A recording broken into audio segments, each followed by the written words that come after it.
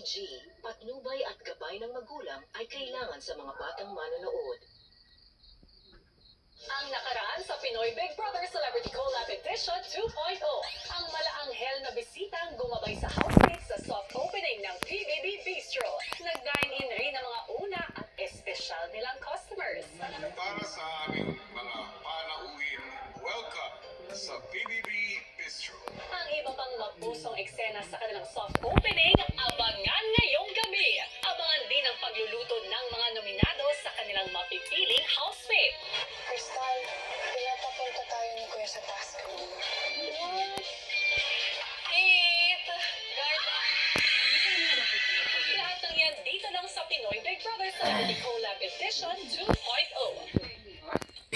Sa pagpapatuloy ng soft opening, Ano ba dapat?